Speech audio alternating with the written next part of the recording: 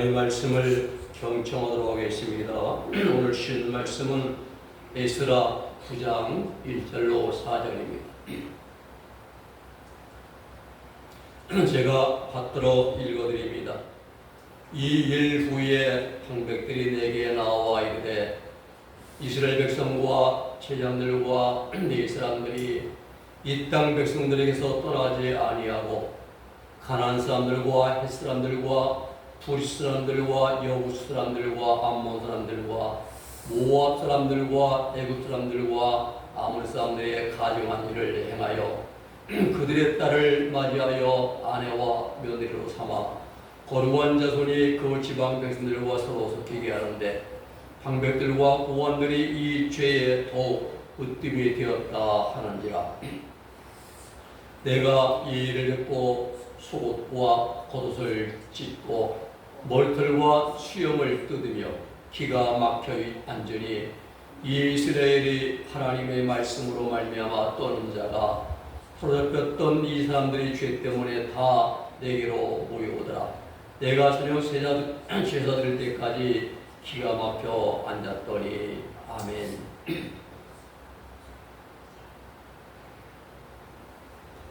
오늘 말씀은 세상에서 가장 무서운 것입니다. 여러분, 세상에서 가장 무서운 것, 깊은 산 중에서 만나는 호랑이 무섭습니다. 아마 오금이 떨릴 것입니다. 또 요즘처럼 한밤중에 갑자기 쏟아붓는 물폭탄 무섭습니다. 산불, 지진, 또 홍수, 해일, 천재지변 다 무섭습니다. 또 공동묘지에서 죽은 사람을 보는 것도 무서운 느낌이 됩니다. 실제로는 죽은 사람보다 산 사람이 더 무섭거든요. 왜냐하면 죽은 사람은 말도 못하고 흉기를 들고 위협하고 또 사람을 해하지도 못합니다. 살아있는 사람이 흉기를 들고 위협하고 사람을 죽이기까지 합니다. 그런데 이런 것들보다 더 무섭고 더 두려운 것이 있습니다. 그것이 무엇입니까? 죄입니다. 죄처럼 무서운 것이 없습니다. 죄의 싹은 사망입니다. 세상에서 실수하면은 이 감옥에 들어가서 1년, 2년 살다 나오면 다시 이제 그 오랜 시간이라면은 전과 그 기록이 이제 나타나지 않습니다. 다시 말하면 실패하고 실수한 것은 돌이킬 수 있는 기회가 주어지지만 죄는 죽음, 멸망, 영원한 형벌로 연결된다는 사실입니다. 그럼 무엇이 죄냐? 세상에서는 세상의 법을 어기는 죄라고 말합니다. 근데 하나님께서 정해놓은 죄는 뭐냐? 하나님 말씀에 불순종하는 모든 것이 다 죄입니다. 야고보 4장 17절 말씀 보면은 그러므로 사람이 선을 행할 줄 알고도 행치 아니하면 죄라 말씀합니다. 선을 행해야 되는데 알면서 행치 않는 거 죄라고 말씀합니다. 로마서 14장 23절에는 믿음을 따라 하지 않는 모든 것이 죄라고 말씀합니다. 믿음으로 행치 않는 모든 일. 잠언 21장 4절에 눈이 높은 것, 마음이 교만한 것, 악인이 형통하는 것 다 죄라고 말씀하십니다. 그렇습니다. 이 땅에서 죄 짓는 일처럼 무섭고 두려운 일은 없습니다. 세상에서의 죄는 감옥에 가서 형기를 채우면 다시 자유의 몸이 되어 석방됩니다. 그러나 하나님 앞에서의 죄는 형량이 없습니다. 형기 몇 년 없습니다. 집행이 없습니다. 한 죄를 지으면 영원한 멸망의 것입니다. 죄의 죄를 도하게 되고 영원한 지옥으로 또 무죄감으로 또 유압불문으로 들어가기 때문에 하나님의 죄는 무거운 것입니다. 우리 인간은 날 때부터 죄인들입니다. 맹자는 성선설을 주장했고 순자는 성악설을 주장했습니다.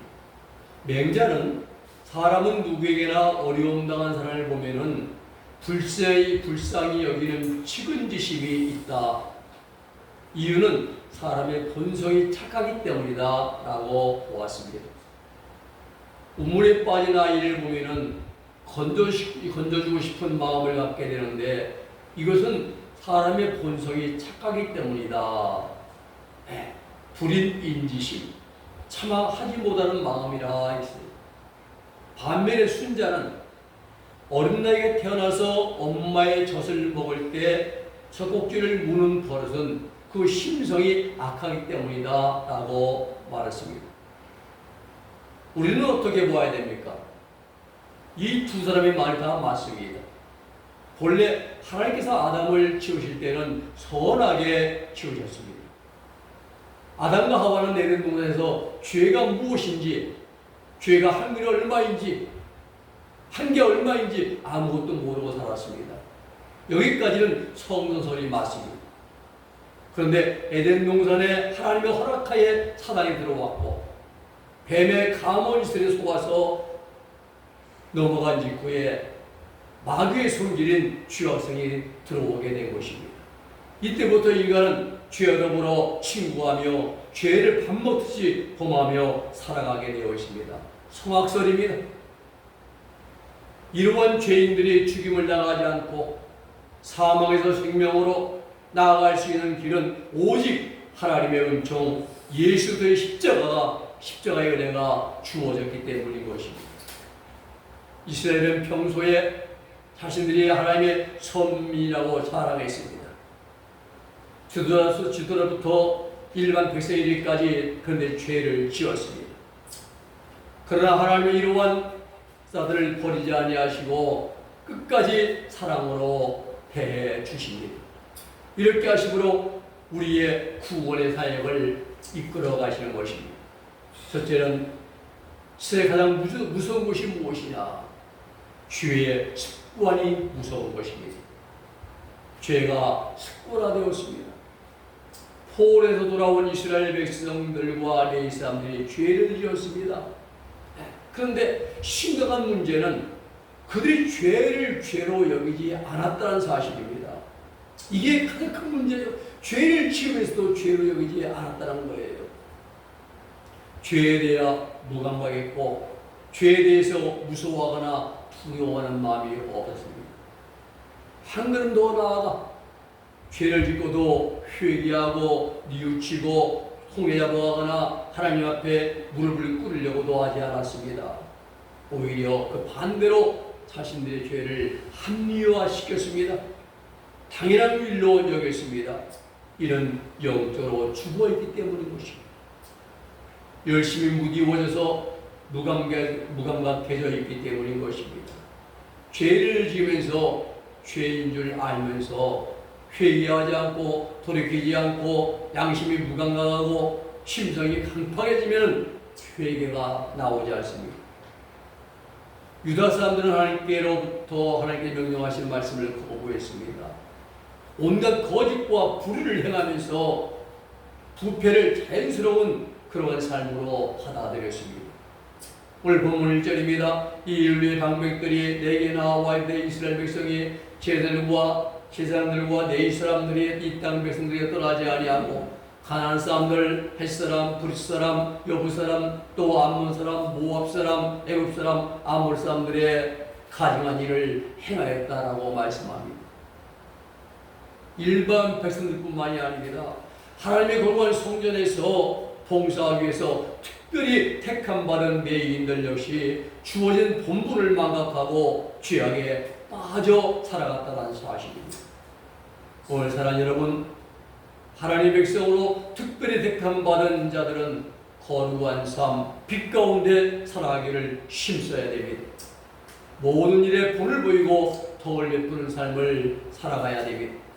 만일 이러한 삶을 살아가기를 거부하고 세상이 주는 잠시 동안의 낙을 즐기기 위해 그러한 부패한 삶을 살아간다면 일꾼은 결코 하나님을 영화롭게 하지 못합니다.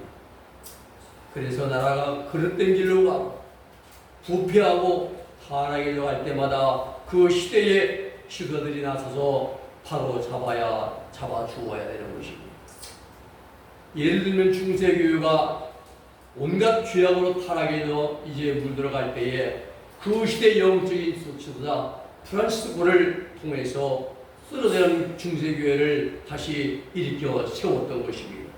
무엇입니까? 힘으로 아닙니다. 세상 권세로 아닙니다. 청빈의 정신, 청빈의 삶으로입니다. 그렇습니다. 세상의 죄악으로 어두워져가고 타락해갈 때에 그 시대의 영적 지도자들은 빛된 삶으로 어둠의 세상을 밝게 비춰줘야 합니다. 이게 지도자들의 사명입니다. 그런데 이스라엘 당시 유다는 영적 지도자로 세움받은 자들조차도 더불어 부패해졌습니다. 재앙들, 방백들, 네 사람들 모두가 다 부패했습니다. 오늘 여러분 어느 시대든 간에 영적 지도자들이 타락하고 자기 죄가 죄인 줄 모르고 부패해지면 그 사회는 소망이 없는 것입니다. 두 번째는 지도자들의 죄가 문제있습니다. 포로에서 돌아온 유다 백성들이 행한 죄의 내용은 심각했습니다. 본문 2절입니다. 그들의 딸을 맞이하여 아내와 며느리로 삼아 거룩한 자손이 그 지방 사람들과 소속히게 하는데 방백들과 고관들이 죄에 더욱 으뜸이었다 하느니라. 이스라엘 백성들은 하나님께서 특별히 선택하시고 불러내어 구원하신 자들입니다. 이스라엘을 히브리 민족이라고 말하는 이유는 강을 건넌 민족, 출애굽한 민족, 즉 구원받은 민족이라는 뜻입니다. 이스라엘은 모세의 중보로 시내에서 하나님과 피로 계약을 맺은 언약 백성들입니다. 그러한 그들이 하나님을 떠났습니다. 여호수아가 하나님 명령으로 쫓아내었던 저주받은 이방인들의 우상을 숭배하고 그들의 악행을 본받아 자기 아들들을 불가운데로 진행하게 했습니다. 남색한 자, 오늘 동성연애한 자들도 남색한 자들을 본받아 하나님 보시기에 악을 행했습니다. 또 이방인들과 통혼도 일상화가 되어 있습니다. 하나님의 신명기 7장 3절 4절에서 이방인과의 통혼을 강력하게 금지하셨습니다. 또 그들과 혼인하도 말지니 내 딸을 그들의 아들에게 주지 말 것이요 그들의 딸을도 내 며느리로 삼지 말 것은 그가 내 아들을 미혹하여 그가 여호와를 떠나고 다른 신들을 섬기게 함으로 여호와께서 너희에게 진노하사 갑자기 너희를 멸하실 것임이니라 라고 분명히 말씀하시죠. 찬란했던 다윗 왕국이 남북으로 분열된 결정적인 원인도 바로 통혼이었습니다. 솔로몬 왕이 정략적으로 나라를 더 강하게 만들려고 이방 여인들을 데려다가 그런 결혼을 많이 했습니다. 여인들이 시집 올 때 그냥 온 게 아니죠. 자기들 섬기던 자기 조국의 그 우상들을 이스라엘로 가지고 왔습니다. 그로 인해 온 이스라엘이 우상으로 만연했습니다. 여호와만을 섬기는 이스라엘 백성 나라에 온갖 우상들이 뿌리를 내리게 되었습니다. 죄를 부끄러워해야 하는데 이들은 죄에 대해서 면역성이 생겨서 무감각해졌습니다. 포로에서 돌아온 이스라엘 백성들은 이방 사람들의 딸을 취하여 아내와 며느리로 삼았습니다. 하나님의 택함 받은 백성으로 하여금 이방 족속으로 섞이게 하는 통혼을 그들은 이제 행했습니다. 백성들뿐만이 아니라 이러한 일을 말리고 금지시켜야 할 그러한 지도자들조차도 저들이 저질렀던 죄악을 또다시 되풀이하고 있습니다. 하나님 이러한 자들 결코 용납하지 않으십니다. 세상의 지도자들이 타락하면 법 질서가 무너지고 사회 질서 사회가 혼란스러운 반면에 영적 수치자들이 타락하면은 이런 돌이킬 수 없는 하나님의 심판 앞에 놓이게 되는 것입니다. 세 번째는 죄는 회개하고 돌이켜야 합니다. 이스라엘 민족이 타락하고 죄에 물든 부패한 생활에 대하여 소식을 들은 에스라는 속옷과 겉옷을 찢었습니다. 회개할 때에 이제 하는 일들이죠. 머리털과 수염을 뜯으며 기가 막혀 앉아 있었습니다. 4절입니다.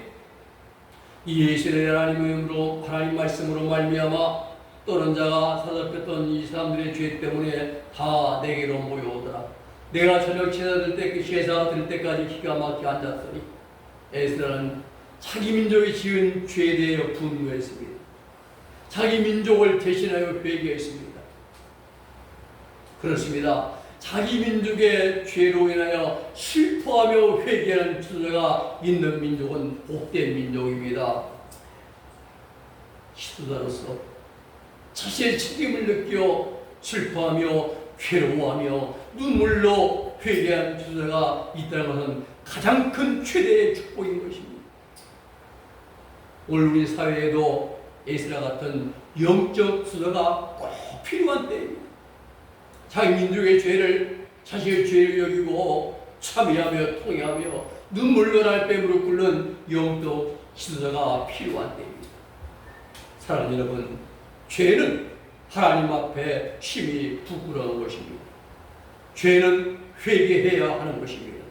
죄를 지으면 마음 아파하고 통회하고 자복하고 돌이켜야 합니다. 죄를 가까이하면 안 되고 멀리하면 멀리할수록 내게 유익합니다. 에스라 때에 이 말씀을 인하여 떠난 자들이 있었다라고 말씀합니다. 어떤 자들입니까? 하나님을 경외하는 자들입니다. 이들은 하나님의 말씀을 거역하고 부패하고 타락한 삶을 살았던 자신들의 죄와 백성들의 죄를 깨닫고 두렵고 떨리는 마음으로 에스라 앞에 모였습니다. 그리고 민족이 지은 죄에 대해서 회개의 역사가 일어났습니다. 회개는 하나님 말씀 앞에, 말씀의 거울 앞에 내 자신의 모습을 비추어 보고 돌아보게 될 때에 시작되는 것이 회개입니다. 여러분, 하나님 말씀은 살아있습니다. 운동력이 있습니다. 내 영혼과 육체와 골수와 관절까지 찔러 쪼개는 능력이 있는 것이 하나님의 말씀입니다. 그렇습니다. 하나님의 말씀을 대하는 자들은 자신의 죄를 발견하게 됩니다. 세상의 거울은 사람의 외모, 겉모습만 비추어집니다. 그러나 하나님의 말씀 앞에 서면은 우리 내면까지 우리의 모형을 심정수 깊은 것 중에까지 다 꿰뚫어 보게 됩니다. 죄는 성도의 마음을 무디게 하고 영혼을 병들게 만듭니다. 죄는 지옥으로 날 이끌어가는 그러한 올무가 되는 것입니다. 그러나 회개는 죄의 길에서 돌아서게 해줍니다.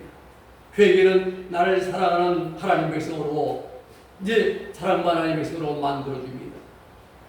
하나님의 말씀을 가까이 한 자가 복이 있다고 설교가 말씀합니다. 말씀을 영위합니다. 세상에서 가장 끊기 어려운 것이 무엇이라고 생각하십니까? 담배 끊는 것 아닙니다.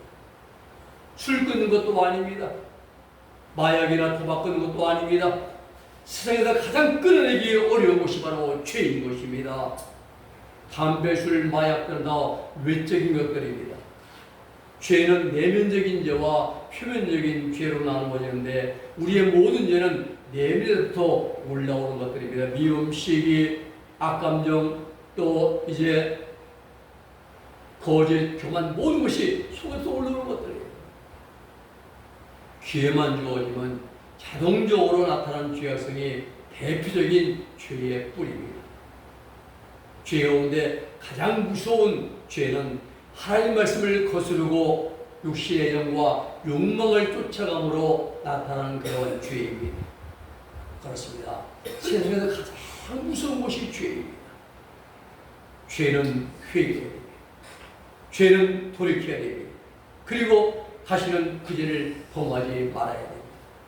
손자병법 마지막 36개를 보면은 우리는 지혜롭게 사용할 줄 알아야 됩니다. 손자병법 36개 준행랑은 이 병법 36개의 마지막 계책인 주의상책에 이제 있습니다.